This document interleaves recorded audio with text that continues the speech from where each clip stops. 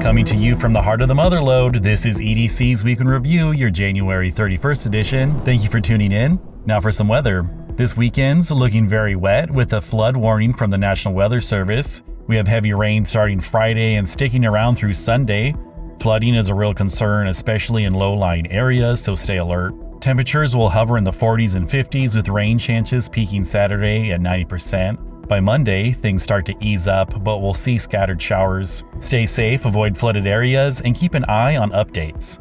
Let's weather this together. Now on to our top stories. Placerville man stabbed out front of library. Jacob Gonzalez, a homeless resident of Placerville, was arrested for attempted murder and assault with a deadly weapon after stabbing another homeless man near the Placerville library. According to the Placerville Police Department, the victim was sleeping near the library when Gonzalez attacked him with a knife around 3:25 a.m. The victim, who sustained lacerations to his head, chest, and hand, was wearing a heavy-duty leather jacket that likely prevented more severe injuries. Gonzalez was found near the In-N-Out Burger still in possession of the knife and is being held without bail. Man sentenced for firearm theft and standoff.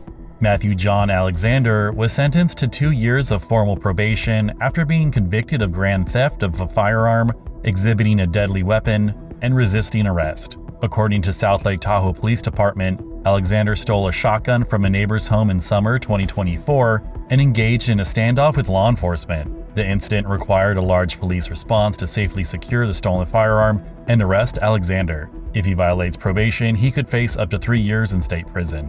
Major drug bust during routine traffic stop. Ru Feng Lin was arrested for possession of over 4 pounds of methamphetamine and ketamine during a routine traffic stop on Highway 50. According to the Placerville CHP, Lin was under the influence of a controlled substance at the time of the stop. Further investigation revealed that Lin was in possession of the drugs, which were likely intended for sale. The arrest highlights lingering issues of drug trafficking in the county and the importance of routine traffic checks in combating it. Residents raised concerns over solar field and sign ordinance. During the Placerville City Council meeting, residents voiced concerns about the city's solar field project and sign pole ordinance. Taylor Duncan expressed frustration over the environmental impact of the solar field, including noise and light pollution, while Ruth Carter requested a review of the sign ordinance to allow more time for property owners to find new tenants. The council acknowledged the concerns and emphasized the need for community input on these issues. Placerville City Council grapples with funding for public safety building. The Placerville City Council discussed funding challenges for a new public safety building, with cost estimates ranging from $43 to $66 million. According to City Manager Cleve Morris, the council is exploring grants, loans, and potential tax to address the county's infrastructure needs. The proposed facility would house both the police and fire departments, but securing funding was proven difficult due to limited grant availability. Residents expressed mixed opinions, with some urging the city to prioritize fire safety and others questioning the feasibility of raising taxes. Placerville Drive Pedestrian Safety Project underway. The Placerville Drive Pedestrian Connectivity Project will construct new sidewalks and improve crosswalks from Fair Lane to Armory Drive. According to City Engineer Melissa McConnell, the project includes relocating the Fairgrounds crosswalk 100 feet north to improve visibility and adding rapid flashing beacons, yield markings, and ADA-compliant curb ramps. The project, funded through the Congestion Mitigation and Air Quality Improvement Program, aims to enhance pedestrian safety while minimizing traffic disruptions. Construction is expected to begin after the 2025 El Dorado County Fair to avoid interference with the event. Fairgrounds parking and affordable housing discussed. The El Dorado County Fair Association discussed the need for more parking and addressed concerns about an affordable housing project near the fairgrounds. According to CEO Kathy Dunkak, the fairgrounds host over 100 events annually, but parking shortages limits its potential. The association received a $500,000 donation for parking lot expansion, but additional funding is needed to purchase nearby parcels. The affordable housing project, set to begin construction this fall, has faced opposition from residents who prefer alternative locations. Employee compensation and retention challenges highlighted. County employees voiced concerns about low wages and high turnover during the Board of Supervisors meeting. According to Shannon Starr of Operating Engineers Local 3, 35 employees have left the county since January 2024 due to poor compensation. The board acknowledged the need for competitive wages to retain staff and maintain essential services. Discussions include potential budget adjustments to allocate more funds for employee salaries. And now for some news nuggets. The El Dorado County Sheriff's Office is hosting a free 12-week Citizens Academy starting March 5th to educate participants about law enforcement operations. Construction on the El Dorado Trail at Missouri Flat Road, including a pedestrian overcrossing and parking lot improvements, will continue until this May.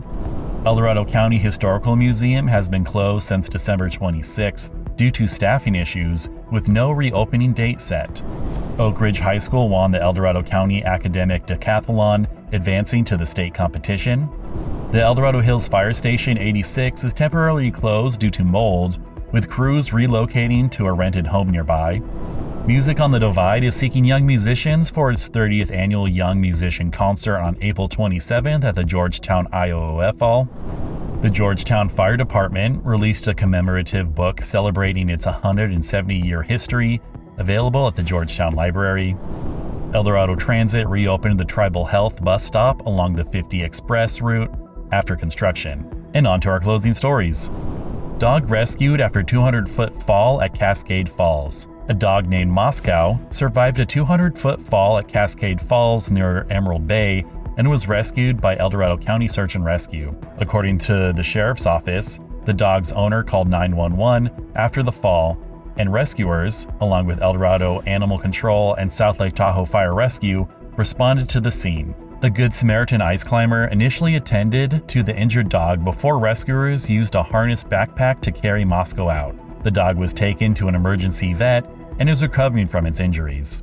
Placerville City Council honors local volunteers. The Placerville City Council recognized community volunteers and organizations including American Gringo and the Hangtown Christmas Parade Committee for their contributions in 2024. According to the Parks and Recreation Director, Dennis Nishihara, the volunteers played a pivotal role in the city's success, contributing to events, infrastructure improvements, and community beautification projects. Former District 3 Supervisor Wendy Thomas and her husband Dennis Thomas were also honored for their decades of public service. The ceremony highlighted the importance of volunteerism in maintaining the city's vibrancy and success. This has been EDC's Week in Review, your January 31st edition.